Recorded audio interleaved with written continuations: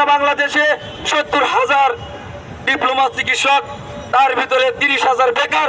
আমরা 2022 সাল থেকে আন্দোলন সংগ্রাম করে আসছি এবং আমরা আমাদের প্রতিষ্ঠানে, সরকারি প্রতিষ্ঠানে তালাবদ্ধ করে, আমরা আমাদের শিক্ষা প্রতিষ্ঠানে তালাবদ্ধ করে, আমরা আমাদের পরীক্ষা না দিয়ে, আমরা ক্লাস না করে, একাডেমিক ভবন বন্ধ করে, আমরা আমাদের নৈতিক চাপ দফা নিয়ে আমরা আন্দোলন এবং সংগ্রাম করে যাচ্ছি। দুঃখের বিষয়, আমরা সারা বাংলাদেশে আমরা বিভিন্ন কর্মসূচি পালন করছি, আমরা রাস্তা ব্লকেট কর্মসূচি পালন করছি, আমরা সাথে সাথে স্বাস্থ্য ও শিক্ষা অধিদপ্তর এবং স্বাস্থ্য অধিদপ্তর এবং পরিবার পরিকল্পনা অধিদপ্তর এর মাধ্যমে আমাদের যে 4 দফা দাবি, আমাদের যে প্রাণের দাবিগুলো, সেই অধিদপ্তরগুলোতে আমরা সেই অধিদপ্তরগুলোতে দাপ্তরিক কাজ করার পরে, সেখানে বারবার ফলো আপ করার পরে আমাদের কোনো ফলপ্রসূ সুরাহা না হওয়ায়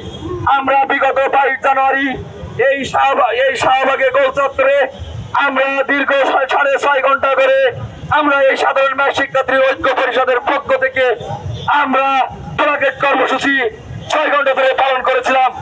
আপনারা নিশ্চয় জানেন, সেখান থেকে আমাদের একটি টিম স্বাস্থ্য মন্ত্রণালয় ডাকা হয়েছিল এবং এই স্বাস্থ্য মন্ত্রণালয় আমাদের এই দাবিগুলো বাস্তবায়নের জন্য তারা একটা লিখিত দিয়েছিল। তারা আমাদের সাথে একমত পোষণ করছিল, তারা 7 দিন সময় নিয়েছিল, কিন্তু আমাদের এই 4 দফার নৈতিক দাবির পক্ষে আমরা এই 7 দিনে কোনো সুরাহা পাইনি। সারা বাংলাদেশের শিক্ষার্থী উদ্বিগ্ন, সারা বাংলাদেশের শিক্ষার্থী আজকে 4 মাস ধরে আন্দোলন সংগ্রাম করে যাচ্ছে, কিন্তু অত্যন্ত দুঃখের বিষয়, আজকে কোন শক্তির কারণে আজকে আমাদের এই 4 দফা দাবি, আমাদের প্রাণের প্রথম নামক দাবি হচ্ছে আমরা 16 বছর ধরে আমাদের শূন্য পদ থাকা সত্ত্বেও আমাদের নিয়োগ নাই, আমাদের তারা নিয়োগ দিচ্ছে না। আমরা আমাদের উচ্চশিক্ষা নেই, আমরা এমন একটা ডিপ্লোমা জাতি যে জাতির এখনো পর্যন্ত উচ্চশিক্ষা নেই।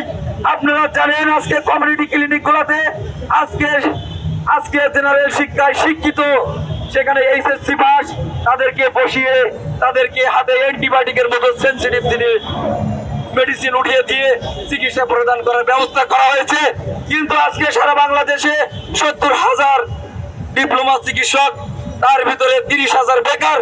আজকে সেই দক্ষ জনগোষ্ঠীকে আজকে কমিউনিটি ক্লিনিক পর্যন্ত সেখানে কাজে লাগানো হচ্ছে না।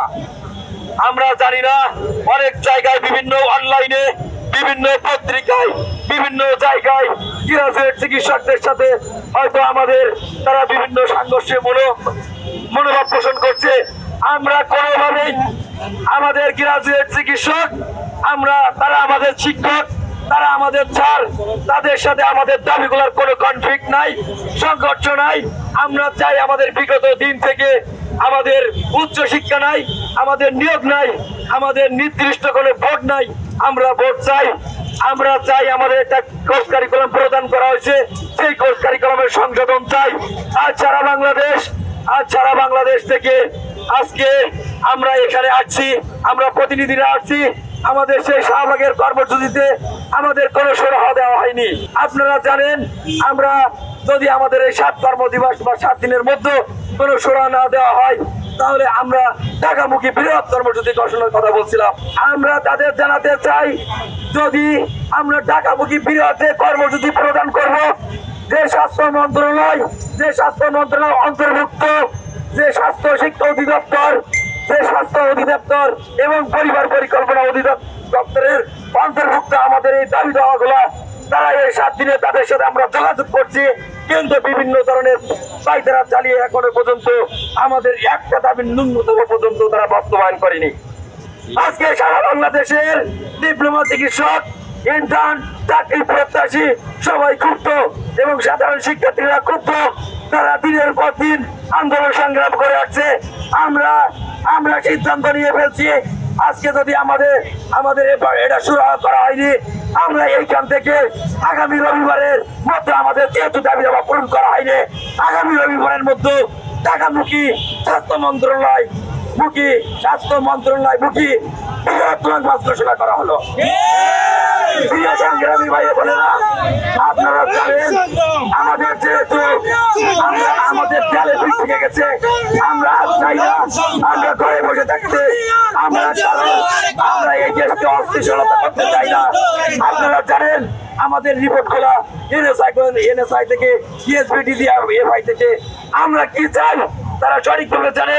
কোন পরাশক্তির জন্য আজকে আমাদের এই দাবিগুলো পূরণ হচ্ছে না, আপনাদের কাছে প্রশ্ন থেকে গেল। আজকে এই দাবিগুলো পূরণ না হওয়ার কারণে আমরা লং মার্চ ধর্ণা করতে বাধ্য হলাম।